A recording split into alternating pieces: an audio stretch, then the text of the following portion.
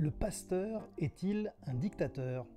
Et à chaque prise de décision dans l'Église, la question peut se poser quand même. Est-ce qu'il faut trancher tout seul, décider tout seul, ou est-ce qu'il faut consulter le groupe, discuter ensemble et essayer de chercher un consensus ? La tentation de décider tout seul est forte, disons-le franchement, parce que ça va plus vite, c'est plus rapide, et puis quand même c'est le meilleur moyen que les choses se passent comme moi je le souhaite. Ça c'est la vérité, seulement voilà, la Bible nous dit que tous les croyants ont reçu l'Esprit Saint. Nous avons tous été baptisés dans un seul esprit pour former un seul corps, nous dit 1 Corinthiens 12, verset 13. Et si c'est vrai, ça veut dire que nous sommes tous capables de discernement, nous sommes tous appelés à discerner la volonté de Dieu pour ce qui concerne les affaires de l'Église. Nous sommes un corps. Parce que cette Église, elle n'appartient ni au pasteur, ni au président du conseil d'Église, elle appartient au Christ seul. C'est lui qui est la tête du corps de l'Église, il est le commencement, le premier-né d'entre les morts, afin d'être en tout le premier, dit Colossiens 1,18.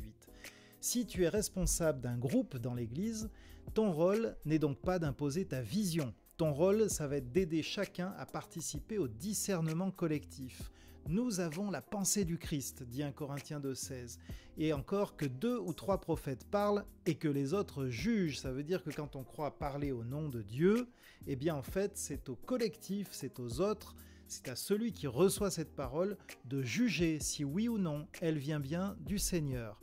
Et c'est là que ça se complique, parce que ce que ça veut dire, c'est qu'à la fin du processus, il se peut que la décision prise par le collectif, qui est une décision de discernement en fait, on discerne ensemble la volonté de Dieu, et il se peut que ce discernement-là aille dans une autre direction que celle que toi tu aurais prise si tu avais été tout seul pour prendre cette décision.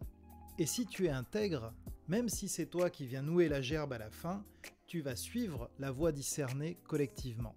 Parce que Éphésiens 5, 21 nous dit « Soumettez-vous les uns aux autres dans la crainte du Christ ». Et si tu es convaincu d'avoir raison, si tu penses que c'est toi qui as juste, c'est toi qui a le bon discernement sur cette affaire-là, eh bien ce que tu vas devoir faire, c'est convaincre. Et convaincre, ça veut dire vaincre avec. Vaincre avec ceux qui ne sont pas d'accord avec toi, c'est-à-dire les rallier à ta cause, pour le dire comme ça. C'est pas très joliment dit parce que c'est pas ta cause, c'est ce que tu crois être la cause du Seigneur. Mais tu dois les rallier, tu ne dois pas les forcer, tu dois les écouter, tu dois te faire entendre d'eux aussi, tu dois arriver à être dans cette relation qui fait qu'à un moment donné, effectivement, ils peuvent se rallier à ce que tu crois être le discernement qui est juste et correct. Mais tu dois aussi être ouvert toi-même à te laisser déplacer par ce que l'autre va te dire, par ses arguments, par sa manière de réfléchir. Et peut-être qu'à la fin, ce qui va se passer en fait, c'est qu'une troisième voie va s'ouvrir qui n'était ni celle que tu avais envisagée, ni celle que lui proposait, mais une voie commune qui est celle du discernement collectif. Quoi qu'il en soit, Paul dit à Timothée, en 2 Timothée 2, versets 24 et 25, « Le serviteur du Seigneur ne doit pas avoir de querelle, il doit au contraire être affable envers tous, capable d'enseigner, patient, il doit corriger avec douceur les adversaires dans l'espoir que Dieu leur donne de changer d'attitude pour connaître la vérité. » Donc on n'est pas dans quelque chose qui oblige et qui force, on est dans quelque chose qui est de l'ordre de la correction avec douceur, dans l'espoir d'un changement d'attitude.